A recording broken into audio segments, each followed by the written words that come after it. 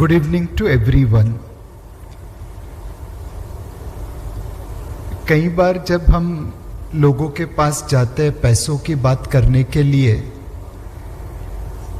तो कोई लोग आज भी कह देते हैं कि नीलेश भाई, पैसा ही जिंदगी में सब कुछ तो नहीं है, पैसों के पीछे नहीं भागना चाहिए, पैसा तो हाथ का मैल है। आई एम श्योर आप लोगों को भी ऐसी एडवाइस बहुत लोगों ने दी होगी। जब मैं छोटा था तो मेरे माता पिता ने भी मुझे यही सिखाया था कि पैसों के पीछे मत भागना। जब बड़ा हुआ तो एक अमेरिकन विद्वान का एक कोट था जो मुझे बहुत पसंद आया। उन्होंने कहा था, money is not everything in life, money doesn't matter, but make sure that you have made enough money before you make such statement.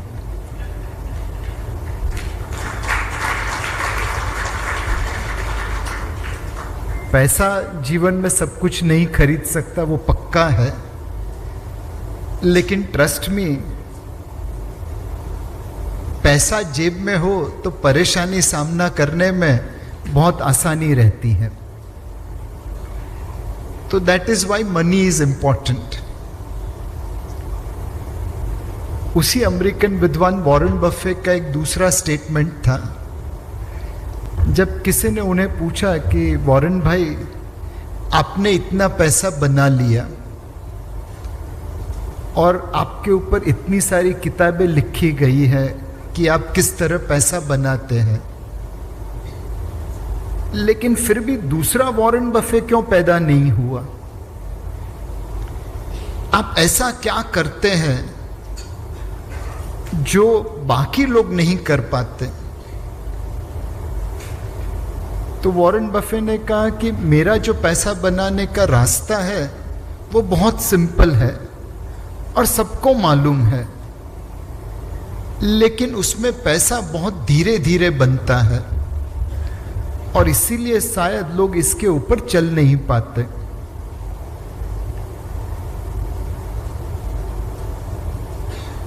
बहुत ही सिंपल लफ्जों में उन्होंने एक सार दे दिया कि पैसा बनाना बिरबल की खिचड़ी के बराबर है, समय जरूर लगता है लेकिन खिचड़ी पक जरूर जाती है। इस तरह का जो कॉन्क्लेव है वह आप लोगों को एक सही रास्ते पे चलने के लिए मदद करेगा। आप सभी ने महाभारत पढ़ा होगा। ये एक किस्सा जो महाभारत में है वो मेरा सबसे प्रिय किस्सा है। युद्ध की शुरुआत होने वाली थी। पांडव इस साइड पे थे, कौरव उस साइड पे थे, और उस समय कृष्ण भगवान पांडव खेमे से कौरव खेमे में दुर्योधन को मिलने जाते हैं। भगवान कृष्ण स्वयं चल के दुर्योधन को समझाने की कोशिश करते हैं कि पांडव भी तेरे भाई है, उनको 5 गांव अगर तू दे देगा तो इस युद्ध को हम रोक पाएंगे। दुर्योधन उन्हें जवाब देता है, 5 गांव तो क्या, मैं सुई के नुक के बराबर जमीन भी पांडवों को नहीं दूंगा। भगवान कृष्ण फिर भी कोशिश जारी रखते हैं और तब दुर्योधन उन्हें कहता है, जानामि धर्मम नच में प्रवृत्ति, जानामि अधर्मम नच में निवृत्ति। ओ भगवान कृष्ण, आप मुझे ये मत बताइए धर्म क्या है। मुझे पता है पांडव मेरे भाई है, इस राज्य पे उनका भी उतना ही अधिकार है जितना मेरा है, लेकिन मैं धर्म के रास्ते पे चल नहीं सकता। और मुझे ये मत बताइए अधर्म क्या है, मुझे पक्का मालूम है कि मैं खुद अधर्म के रास्ते पे चल रहा हूं, लेकिन मैं उसे छोड़ नहीं पाऊंगा। भगवान कृष्ण भी दुर्योधन को समझा नहीं पाए थे। हम सब में कहीं न कहीं एक दुर्योधन छुपा है। आप सभी को पता है, पिज्जा थोड़ा कम खाए, कोला थोड़ा कम पिए तो सेहत के लिए अच्छा है, बट कितने लोग रोक सकते हैं? आपका पता नहीं, मैं तो अपने आप को नहीं रोक सकता। इसी तरह हर किसी को मालूम है, लंबे समय के लिए इक्विटी में निवेश करे तो वो आपको फाइनेंशियल फ्रीडम प्रदान करता है, लेकिन लोग इक्विटी में ट्रेडिंग करते हैं और डेट में इन्वेस्टमेंट करते हैं। फुटबॉल में हॉकी खेलते हैं, हॉकी में क्रिकेट खेलते हैं। तो ये जो प्रेजेंटेशन है वो आपको अपने दुर्योधन को काबू में रखने के लिए कुछ डेटा पॉइंट्स देने की कोशिश कर रहा है। 1990 के आसपास भारत की इकोनॉमी तकरीबन $300 बिलियन थी। पिछले साल तकरीबन $3 ट्रिलियन थी, तो मोटा मोटा 10 गुना बढ़त हुई। इकोनॉमी बढ़ी तो शेयर्स के दाम बढ़े, मार्केट कैप बढ़ा और हम सभी ने पैसा बनाया। जितनी इकोनॉमी की ग्रोथ हुई, मोटा मोटा उतना ही मार्केट कैप का ग्रोथ हुआ। जो पिछले 30 साल में हुआ वही आगे के 10, 15, 20, 30 सालों में होगा। जितनी इकोनॉमी बढ़ेगी उसके आसपास मार्केट कैप बढ़ेगा, उसके आसपास मेरी और आपकी वेल्थ बढ़ेगी। मार्केट कहां पे जाएगा ये कहना मुश्किल है, बिकॉज शॉर्ट टर्म में मार्केट एक वोटिंग मशीन की तरह है। जितना पैसा आता है उतना भाव बढ़ता है, बट लॉन्ग टर्म में मार्केट वेइंग मशीन की तरह है। जितने आपके फंडामेंटल्स हो, जितनी आपकी वैल्यूज हो, उस तरह से दाम या मार्केट कैप बनता है। पिछले साल बड़े बड़े दिग्गजों ने प्रिडिक्शन किया था S&P 500 कहां पे साल के अंत में आएगा, और सारे के सारे गलत गए थे। इस साल भी ऐसा ही कुछ होगा। पिछले साल कोई ये नहीं कह पाया था रशिया यूक्रेन में युद्ध होगा, कोई ये नहीं कह पाया था कि US फेड ब्याज की दर इतनी बढ़ाएगी, इतनी FPI की सेलिंग होगी। तो शॉर्ट टर्म में मार्केट प्रिडिक्ट करना नामुमकिन है, और कोई मुश्किल से सही जाता है, ज्यादातर लोग गलत जाते हैं। जब ऐसी बात करते हैं तो कई बार लोग कहते हैं कि नीलेश भाई, टीवी पे तो इतने सारे लोग आते हैं और बोलते हैं ये शेयर के दाम यहां से वहां पहुंच जाएंगे, या ये खरीद लो वो खरीद लो। तो दो कहानी आपके सामने रखना चाहता हूं। एक बार इसी तरह मैं गया था एक कॉन्फ्रेंस में, और आपको पता है तो कुछ समय पहले CNBC इन्वेस्टर कैंप रखता था। तो एक आध मेरे जैसा फंड मैनेजर रहता था, एक आध कोई जो स्टॉक मार्केट कहाँ ऊपर नीचे जाने वाला है वैसा एनालिस्ट रहता था, टेक्निकल एनालिस्ट।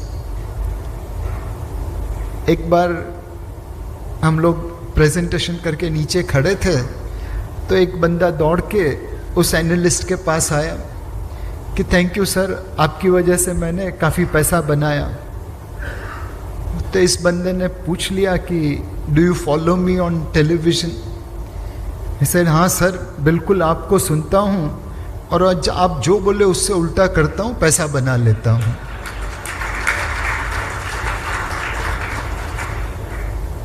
सो ये एक पार्ट 1 था, बट पार्ट 2 इससे भी बेकार था।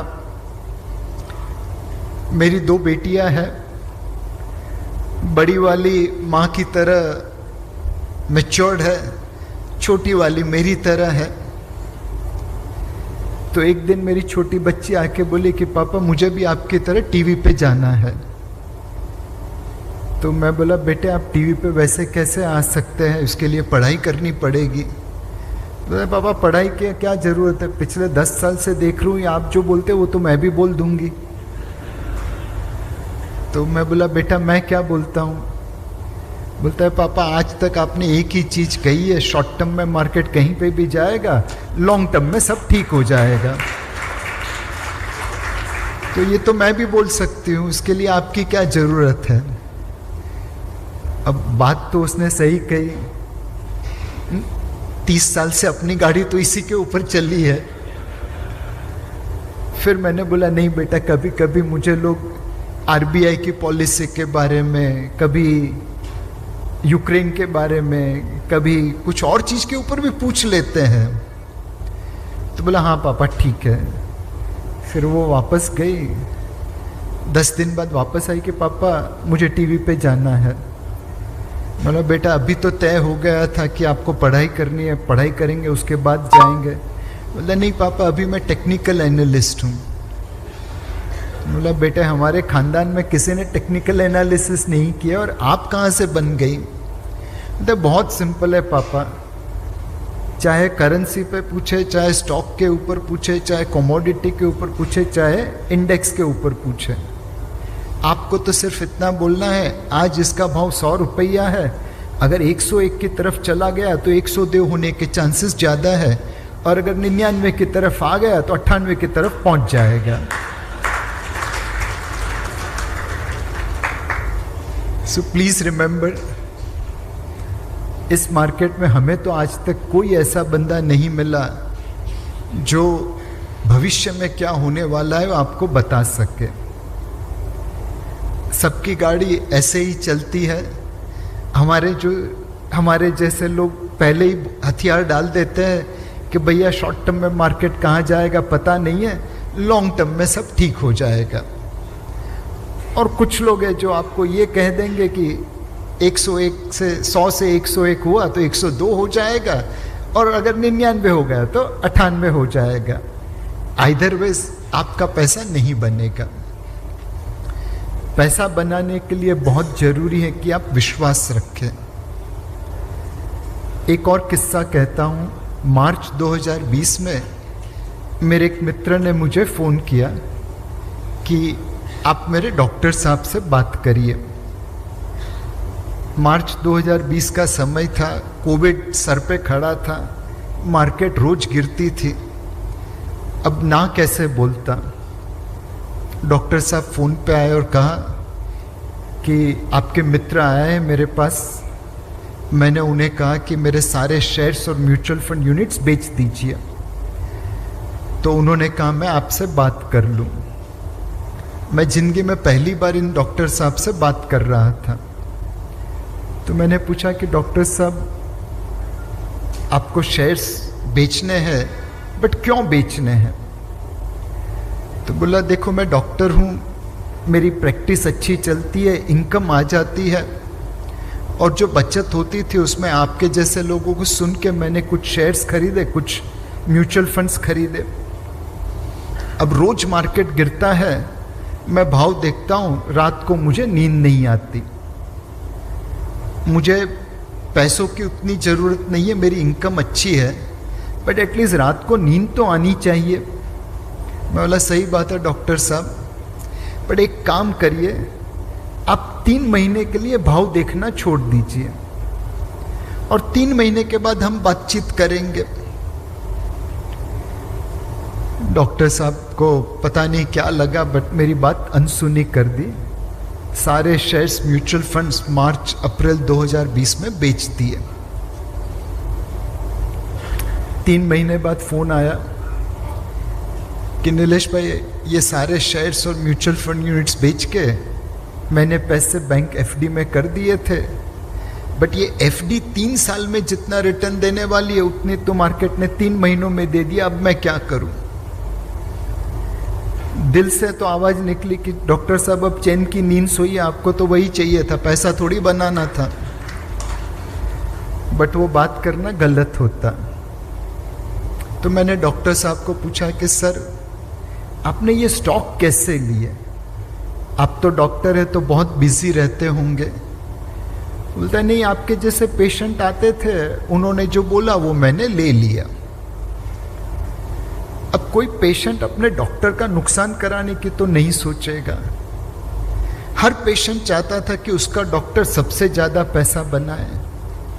सबने रिकमेंडेशन दे दी, शायद high risk high return stocks की, म्यूचुअल फंड्स की। डॉक्टर साहब थे एकदम कंजर्वेटिव और हमने उन्हें बिठा दिया रोलर कोस्टर पे। वो झूला झूलते डरने वाले में थे, हमने उन्हें रोलर कोस्टर में बिठा दिया। रिटर्न आने से पहले रिस्क पहुंच गया, डॉक्टर साहब की नींद हराम हो गई। अगर वो डॉक्टर साहब उस रिस्की प्रोडक्ट्स में नहीं होते तो शायद आज उनका रिटर्न काफी अच्छा रहता। सो निवेश के लिए सबसे जरूरी है कि आपकी कन्विक्शन हो, आपका विश्वास हो, ताकि आप अपने दुर्योधन को काबू में रख सकें। और ये प्रेजेंटेशन उसके ऊपर है। अगर इंडिया ग्रो करेगा तो मार्केट कैप ग्रो करेगा, आपके निवेश के ऊपर अच्छा रिटर्न आ जाएगा। अगर इंडिया डूब गया तो मार्केट भी डूब जाएगा। तो लेट्स फोकस ऑन इंडिया। आप में से कितने लोगों को लगता है कि आने वाले 5, 10, 15, 20 सालों में इंडिया अच्छा करेगा? ज्यादातर लोगों को लगता है। तो शिवानी बहन अभी प्रेजेंटेशन खत्म कर देते हैं, चेक कलेक्ट करते हैं। बट यही चीज है जो हमारी इकोनॉमी और हमारी मार्केट दोनों के लिए बहुत अच्छी है। पहला जो मैंने कहा था कि मार्केट को प्रिडिक्ट करना मुश्किल है, ये सारे दिग्गज लोग पिछले साल मार्केट को प्रिडिक्ट नहीं कर पाए थे। एंड इसीलिए मार्केट कहाँ जाएगा, शॉर्ट टर्म में कैसे जाएगा, किसी की बात का भरोसा मत करना, हर कोई झूठ बोल रहा है। आपने बिरबल की कहानी पढ़ी होगी। अकबर राजा ने एक लाइन ड्रॉ की थी और फिर कहा कि इसको छोटी कर दो, बट इसे टच मत करना। बिरबल ने नीचे बड़ी लाइन ड्रॉ की तो ऊपर वाली लाइन छोटी हो गई। सिमिलरली हम कितने अच्छे हैं वो अगर किसी को कन्विंस करना है तो और लोग कितने बुरे हैं वो दिखाना जरूरी है। तो आज की तारीख में ग्लोबल इकोनॉमी की हालत इस तरह है।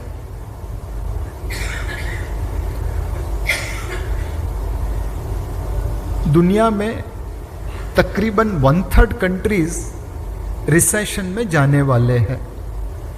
दैट मीन्स 1/3 कंट्री की ग्रोथ इस साल पिछले साल के मुताबिक कम रहेगी, नेगेटिव रहेगी। हमारी गाड़ी आगे बढ़ेगी, बाकी लोगों में से 1/3 की पीछे जाएगी। आप में से कितने लोगों ने अपना electricity bill, telephone bill due date पे भरा है? Majority of us. अगर किसी ने नहीं भरा है तो उसका रीजन ये होगा कि वो भूल गया होगा। यही चीज मैं अगर अमेरिका में पूछता तो इस ऑडियंस के 16% लोगों ने कहा होता कि हम अपनी electric bill, power bill, utility bill time पे नहीं भर रहे हैं। अब अमेरिका में वाइट अमेरिकन है, इंडियन अमेरिकन है, ज्यादातर इन लोगों ने तो अपना पैसा टाइम पे ही भरा होगा। बाकी रहे ब्लैक अमेरिकन, हिस्पैनिक अमेरिकन, शायद उनमें हर एक फैमिली में तीसरे फैमिली ने अपना बिल टाइम पे नहीं भरा होगा। ये अमेरिका की हालत है। इस वक्त शादी ब्याह का सीजन है। हमारे यहाँ पे कार्ड आते हैं तो लिखता है ब्लेसिंग्स ओनली, राइट? अमेरिका में आप जाओ तो कार्ड ऐसे मिलते हैं, आप आओ न आओ कोई गिला शिकवा नहीं, बट आपकी गिफ्ट जरूर भेज देना। आप में से किसी को ऐसा कार्ड मिला है? ये अमेरिका की हालत है। हम लोग जब खरीदारी करने जाते हैं तो एक्सपायरी लेबल नहीं देखते, जरूरत नहीं है। यूके में अब बाय लॉ एक्सपायरी लेबल को निकाल के फेंक रहे हैं, और जो एक्सपायर्ड फूड प्रोडक्ट्स है उसको शॉपिंग मॉल में, दुकान में अलग से रखेंगे ताकि जिनको जरूरत हो वो उसे बेझिझक खरीद सके। यूके में 50% से ज़्यादा हाउस होल्ड ऐसे हैं जहाँ पे वीकली सेविंग्स 3 पाउंड से कम है। ऑब्वियसली उन्हें एक्सपायर्ड फूड प्रोडक्ट्स खरीदने पड़ रहे हैं। यहाँ पे हम सरकार की आलोचना कर सकते हैं, बट रशिया में ऐसा करना खतरे से खाली नहीं।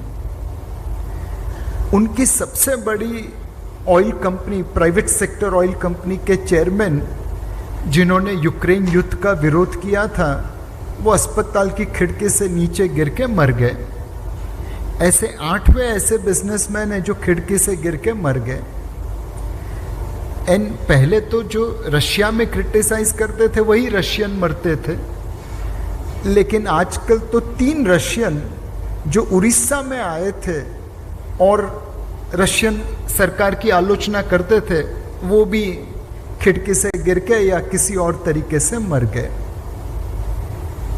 ऐसे देश में कौन सा निवेशक निवेश करने जाएगा?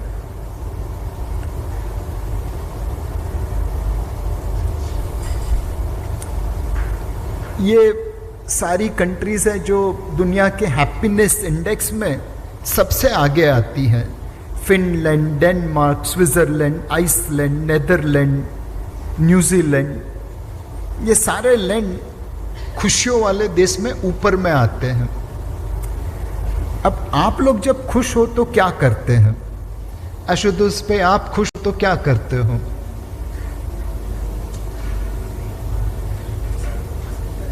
हाँ, मतलब खाएंगे, पिएंगे, गाएंगे, मजा करेंगे। ये हमारी खुशी का इजहार होता है। बट भारत तो खुशहाल देश में नहीं आता। भारत इसलिए खुशहाल देश में नहीं आता बिकॉज हम जो करते हैं, खाना पीना बजाना, उसे लोग खुशी नहीं गिनते। खुशी किस चीज को गिनते हैं? जब आप एंटी डिप्रेसेंट दवाइयां लेते हैं। यस, बिकॉज जो सारे देश खुशियों के इंडेक्स में सबसे ऊपर है, वही एंटी डिप्रेशन दवाई लेने में भी सबसे ऊपर है। तो अगर हम लोग खुश होकर एंटी डिप्रेशन की दवाई लेने लगेंगे, उस दिन हम भी इस इंडेक्स में ऊपर आ जाएंगे। तो ये दुनिया का माहौल है। उसके सामने अपना हालत, अपना माहौल काफी ठीक है।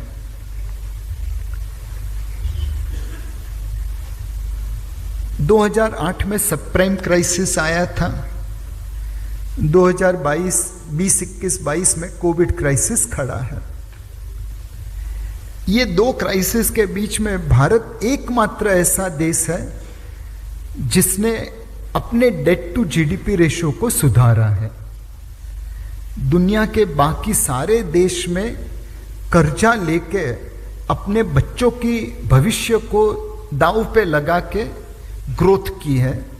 हमने कर्जा कम करके ग्रोथ की है। पूरी मीडिया ने कभी आपको ये चित्र दिखाया नहीं होगा।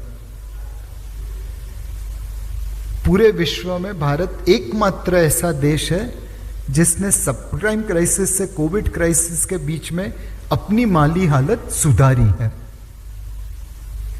और ये चीज हमारी मीडिया कभी हाईलाइट नहीं करती। इसके लिए ये टाइप के कॉन्क्लेव में आना जरूरी है।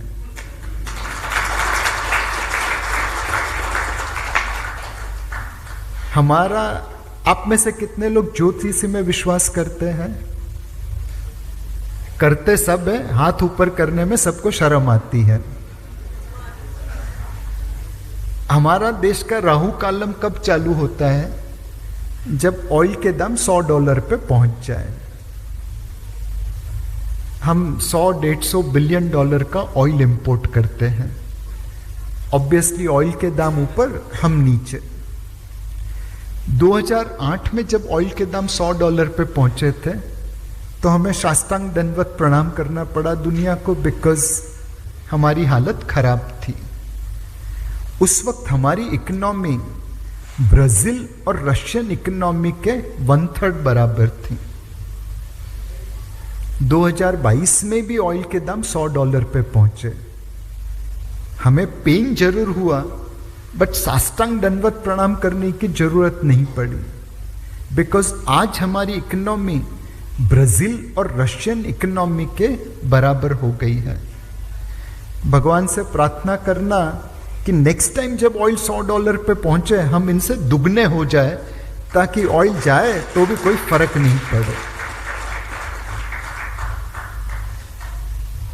कुछ समय पहले मैं अमेरिका गया था CII डेलीगेशन में, तो फिनेंस मिनिस्टर से पहले मुझे 5 मिनट मिले थे विदेशी निवेशकों को भारत दिखाने के लिए। तो मैं ये स्लाइड लेके गया था। मैंने विदेशी निवेशकों से कहा कि 2014 में हम दुनिया की 10th लार्जेस्ट इकोनॉमी थे, आज 5th लार्जेस्ट है। IMF कहता है अब 2028 में 3rd लार्जेस्ट बन जाएंगे। स्टैंडर्ड एंड पुअर कहता है अब 2030 में हो जाएंगे। और एक अंग्रेज इंस्टीट्यूट है वो बोलता है 2032 में हो जाएंगे। बट हर कोई यही कहता है कि आने वाले 10 सालों में भारत 5वीं से 3री कक्षा पे पहुंच जाएगा। यस, 1800 साल तक हम दुनिया के 1 या 2 नंबर पे रहे थे, बट उसके बाद हम बहुत नीचे आ गए थे। अब धीरे धीरे धीरे करके हम वापस वहां पे पहुंच रहे जहां पे हम 1800 साल के लिए थे।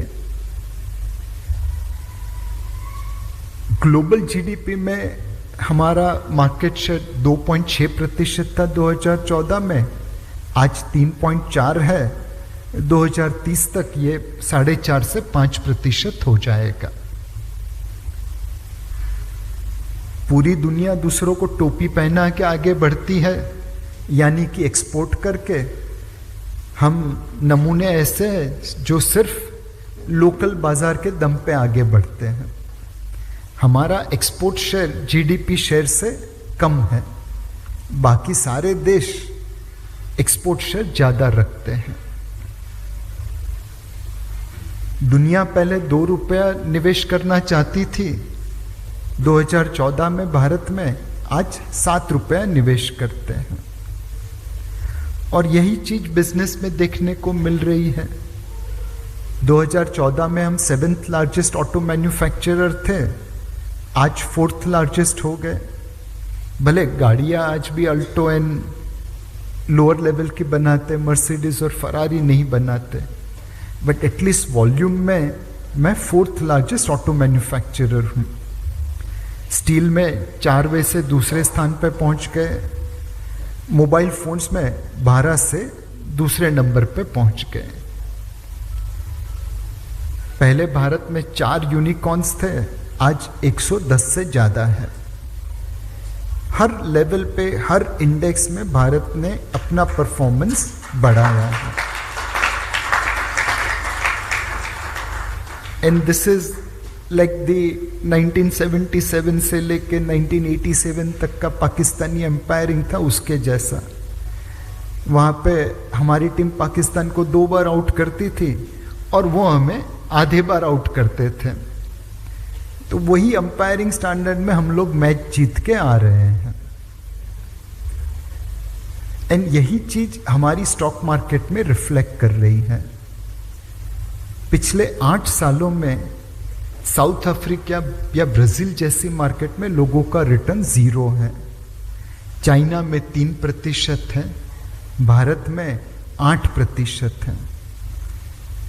लोगों से हमने कहीं ज्यादा रिटर्न निवेशकों को दिया है। अब सवाल यह है कि आने वाले 10, 15, 20, 30 सालों में हम क्या कर पाएंगे। मुझे लगता है कि ये एक पिक्चर पूरे भारत को दिखा रहा है। 1990 के पहले का Bharat left hand side picture जैसा था।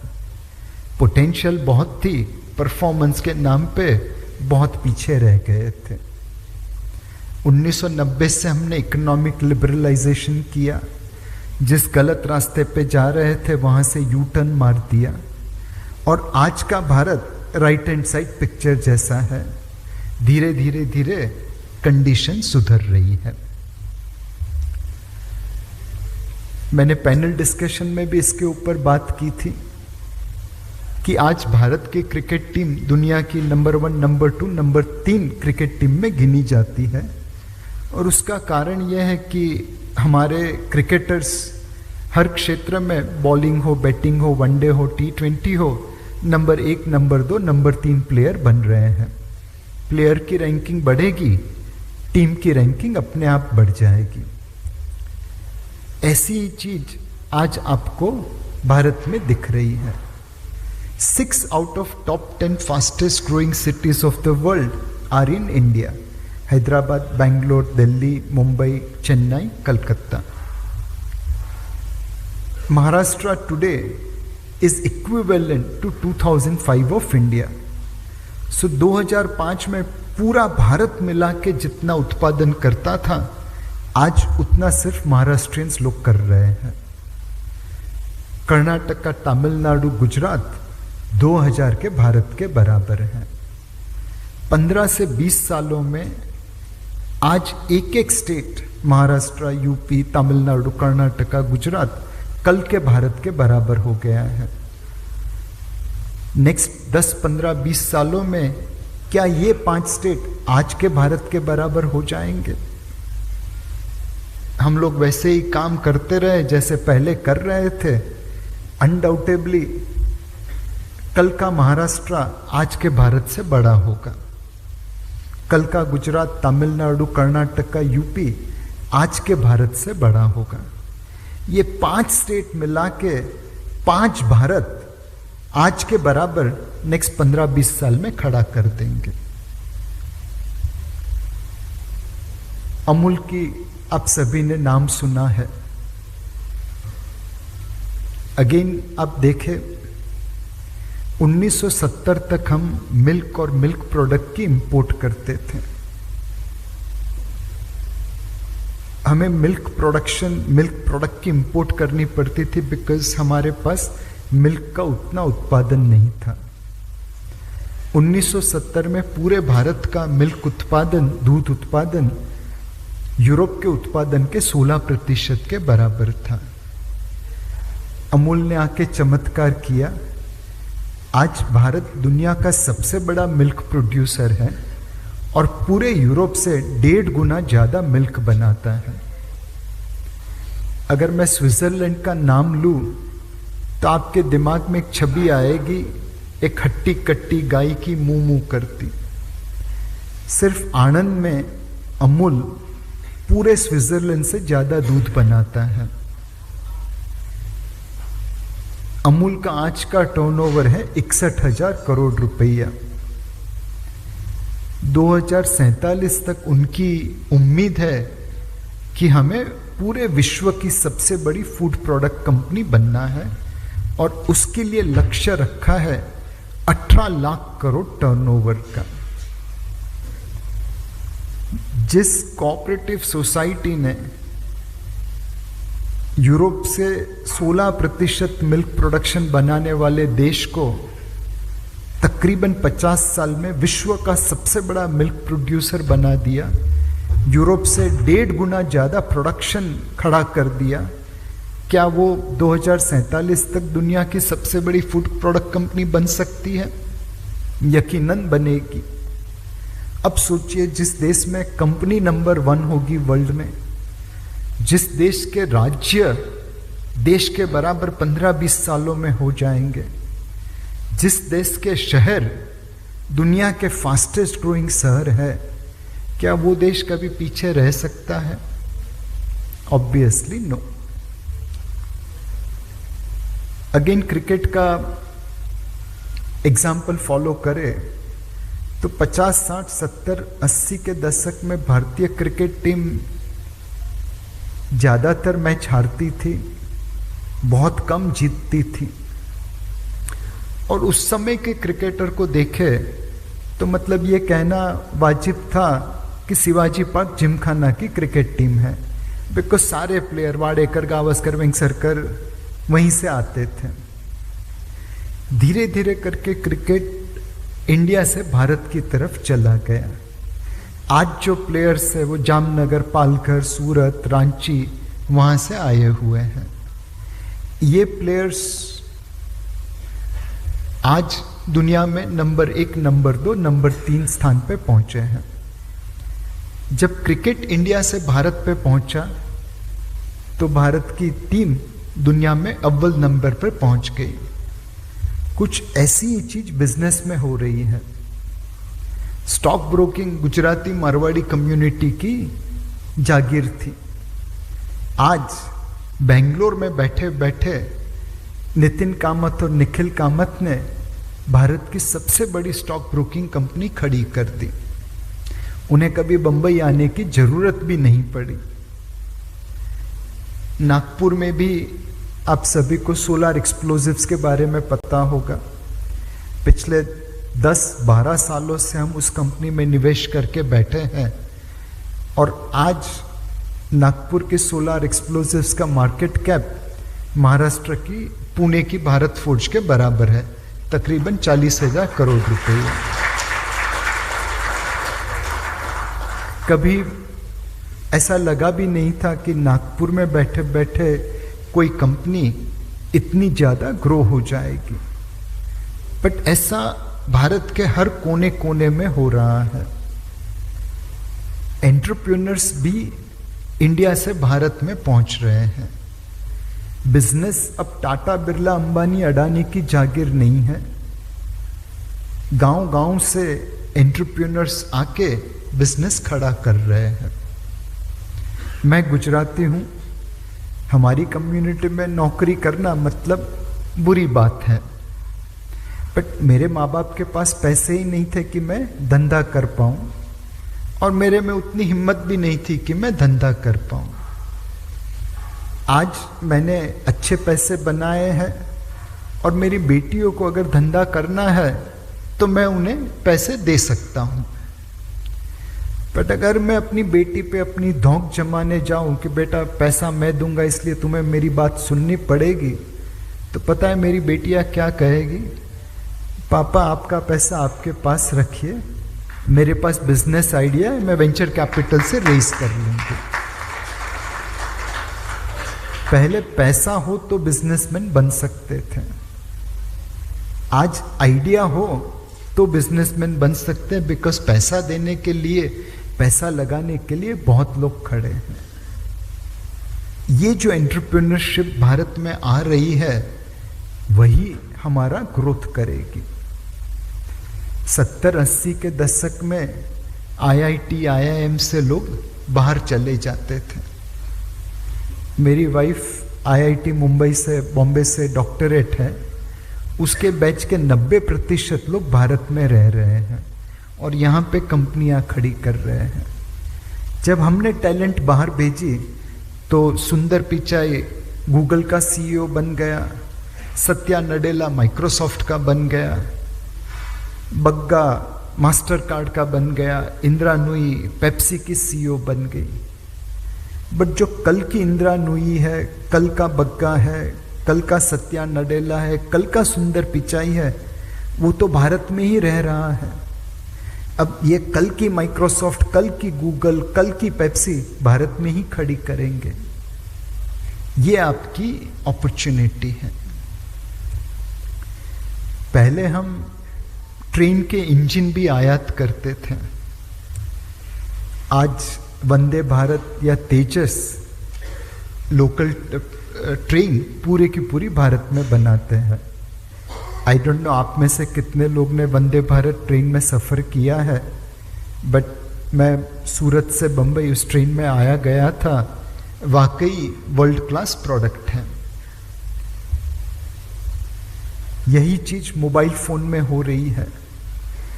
2014-15 में हमने 90% मोबाइल फोन आयात किए थे और उसके लिए $8 बिलियन पेमेंट किया था। आज 90% फोन हम भारत में बनाते हैं और $3 बिलियन की एक्सपोर्ट करते हैं।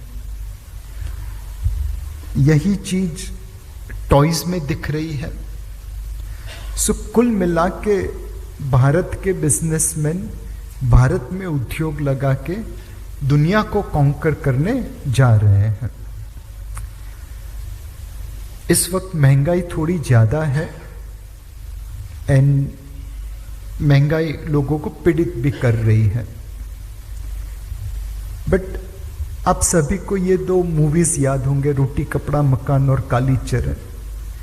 उसमें एक गाना भी फेमस हुआ था, महंगाई मार गई। उस समय इसके मूवी के विलन भी फूड के ब्लैक मार्केटियर होते थे। आजकल मूवीज में विलन टेररिस्ट होते हैं, पॉलिटिशियन होते हैं, पुलिस अफसर होते हैं, बट फूड ब्लैक मार्केटियर नहीं होते। याद करिए पिछली ऐसी कौन सी मूवी थी जिसमें विलन फूड की कालाबाजारी करता था? मुश्किल से किसी को याद आएगा। ये इसलिए हो रहा है कि महंगाई आज भले थोड़ी ऊपर हो, लेकिन ओवरऑल पिछले जमाने से काफी कम हो गई है। एंड इस वक्त भारत में महंगाई भले ऊपर हो, बट पहली बार अमेरिकन महंगाई से पिछले 15 महीनों से कम रही है। जब मेरी बीवी मुझे कंप्लेन करती है कि नीलेश महंगाई बढ़ गई है, मैं उसे सिर्फ एक जवाब देता हूँ, देख पारुल, अपने जो cousin brothers new Jersey and New York में रह रहे हैं, उनको महंगाई की मार हमसे ज़्यादा लग रही है। उनका दुख दर्द लिख ले, अपना दुख दर्द वैसे ही कम हो जाएगा। This is first time in our history where our inflation is lower than American inflation for 15 months. एक समय था जब हम अगर पैसा लेने जाते थे तो हमें सोना गिरवी रखना पड़ रहा था। 1991 में भारत के पास फॉरेन एक्सचेंज रिजर्व्स इतने कम हो गए थे कि सोना गिरवी रख के हमने पैसा बोरो किया था। आज की तारीख में भारत में दुनिया का 5वां सबसे बड़ा फॉरेन एक्सचेंज रिजर्व्स है, 5th largest FX reserves in the world. And उसमें तीसरे नंबर पे देखिए एक देश है स्विट्जरलैंड करके। हमारा मानना है कि बहुत सारे भारतीय का पैसा वहां पे भी पड़ा है। किसी दिन वो पैसा भारत में आ गया तो हम तीसरे स्थान पे होंगे और स्विट्जरलैंड 5 में नीचे गिर जाएगा।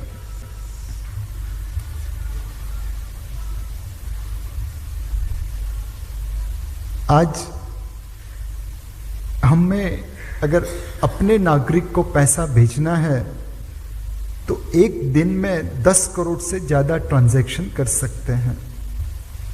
जर्मनी को अगर उसी तरह अपने नागरिक को पैसा भेजना है तो एक दिन में सिर्फ 1 लाख ट्रांजैक्शन कर सकता है। पेमेंट के मामले में जर्मनी की औकात हमसे 0.1% है। एक कॉलोनियल मैगजीन का रिपोर्टर था, 4-5 साल पहले उसे भारत भेजा था। जब तक यहाँ रहा भारत को भरपूर गालियाँ देता रहा। 3 साल में उसे भारत में कुछ अच्छा नहीं दिखा। मेरे जैसे लोगों को फ़ोन करता था, हमारी बातें सुनता था, बट कभी भी छापता नहीं था, बिकॉज हमें भारत में सब अच्छा दिखता था और उसे सब बुरा चाहिए था। इतनी सारी गालियां दी तो उसको प्रमोशन मिल गया और वो चला गया फ्रांस में जाके उसने पहला ट्वीट कहा, When I want to shift money in France from one bank account to another bank account, it takes 3 days. The same thing I was doing instantly in India. जो 3 साल तक भारत में रहा और जिसे कुछ अच्छा नहीं दिखा, जैसा उसे फ्रांस भेजा, भारत में क्या अच्छा है उसको दिखने लगा। आप में से कितने लोग के एनआरआई रिलेटिव है? तो आप लोग मेरी बात समझ पाएंगे। जब मैं छोटा था तो एनआरआई रिलेटिव आते थे, तभी चॉकलेट खाने को मिलती थी, तभी परफ्यूम लगाने को मिलता था और तभी शैम्पू की बोतल भी मिलती थी। अगर वो नहीं आए किसी वक्त या उन्होंने किसी कारण वो नहीं दिया तो उस साल का शैम्पू, परफ्यूम और चॉकलेट खत्म हो जाता था, राइट? और ये शैम्पू, चॉकलेट और परफ्यूम लेने के लिए उनके ताने भी सुनने पड़ते थे। तुम्हारे भारत में वैसा, हमारे इंग्लैंड में ऐसा। अब ताने अच्छे तो नहीं लगते थे, बट शैम्पू और परफ्यूम और चॉकलेट की जरूरत थी। अब पिछले क्रिसमस और इस दिवाली में जो लोग आए तो मैंने 25 साल की कसर पूरी कर दी। जब भी आते थे मैं अपना मोबाइल खोलता था और अपना वैक्सीन सर्टिफिकेट मंगाता था और फिर उनको कहता था, देख मेरे भारत में वैक्सीन सर्टिफिकेट व्हाट्सएप पे आता है और तुम्हारे अमेरिका में आज भी कागज की कापली पे देते हैं। 25 साल का हिसाब ठीक कर दिया। That is our digital payment. एक समय था जब माल्या, मोदी और चोकसी की वजह से हमें 11 पीएसयू बैंकों का धंधा बंद करना पड़ा था। ब्रांच खोल के बैठते थे सिर्फ डिपॉजिट लेने के लिए, लेंडिंग नहीं कर सकते थे। आज उसी देश में सारे मल्लिया, मोदी, चोकसी बाहर चले गए हैं और बैंकिंग एनपीएस अपने लोएस्ट लेवल पे आ गई है। ऑलमोस्ट ऐसा लगता है कि सारे बोरोअर युधिष्ठिर बन गए हैं। इनफैक्ट हमारे बॉस उदय कोटक ने कहा कि एनपीए के बारे में इस वक्त सिंड्रेला की पार्टी टाइम चल रहा है। इतना अच्छा माहौल है कि किसी भी बैंक में एनपीए का प्रेशर दिख ही नहीं रहा है। आप में से कितने लोग इस मैथमेटिकल इक्वेशन को सच मानते हैं? 67 = 10। आई मीन कोई भी नहीं मानेगा कि बस क्या बकवास कर रहे हो, बट मैं प्रूव करके दिखाता हूं कि ये इक्वेशन सही है। 1947 से 2013 के 67 इयर्स में हमने जितना काम किया उतना ही काम मोटा मोटा हम 2013 से 2022 के बीच में कर रहे हैं। कोयले की खुदाई 610 मिलियन टन थी 2013 तक। 2024 में पहुंचते पहुंचते हम मोटा मोटा उसे 1000 मिलियन टन कर देंगे। पावर कैपेसिटी 223 गीगावाट थी, वो बढ़ा के 435 गीगावाट पे पहुंच जाएंगे। रेलवे इलेक्ट्रिफिकेशन 20,000 किलोमीटर का था, उसे ऑलरेडी हमने 2022 में 52,000 किलोमीटर कर दिया है। एक्सप्रेसवे 81-82,000 किलोमीटर था, वो आज 1,50,000 किलोमीटर पे पहुंचा है। ये 140-150 हो गया है और 2024 तक 1,65,000 किलोमीटर पहुंच जाएगा। कार्गो कैपेसिटी 934 मिलियन टन से 1500 मिलियन टन हो जाएगी। मोटा मोटा 10 सालों में हमने उतना ही काम कर दिया इंफ्रास्ट्रक्चर में जितना पिछले 67 सालों में किया था। फाइनली एक और चीज कहना चाहूंगा। एक अर्थशास्त्री कह गए थे, in the long run everyone is dead. तो जब हम लॉन्ग टर्म इन्वेस्टमेंट की बात करते हैं तो कई बार लोग कह देते हैं कि नीलेश भाई लॉन्ग टर्म में तो सब मर जाएंगे, तो फिर पैसों का क्या करेंगे। तो उनके लिए ये मैसेज रख के जाता हूं। रामायण आप सभी ने पढ़ा होगा। रावण तो दानव था, फिर भी उसकी लंका सोने की थी, और राम तो भगवान थे, फिर भी उसकी अयोध्या पत्थर की थी। क्यों अयोध्या सोने की नहीं थी? क्यों लंका सोने की थी? अब वाल्मीकि जी और तुलसीदास जी ने तो उसका जवाब नहीं दिया, बट मेरा एक अनुमान है। लंका में लोग कुंभकर्ण की तरह निवेश करते थे, पैसा लगाते थे और 14 साल के बाद जाके शेयर प्राइस देखते थे। और जो अयोध्या के वासी थे वो सारे डे ट्रेडर थे, फ्यूचर ऑप्शन ट्रेडर थे, रोज मोबाइल पे भाव देखते रहते थे। इसलिए लंका सोने की बन गई और अयोध्या पत्थर की रह गई।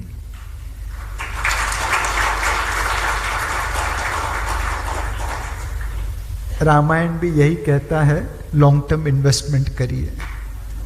महाभारत भी यही कहता है, दुर्योधन को काबू में रखिए। बाकी तो हमारा साणन मॉडल ही हमारे लिए पैसा बना देगा। धन्यवाद।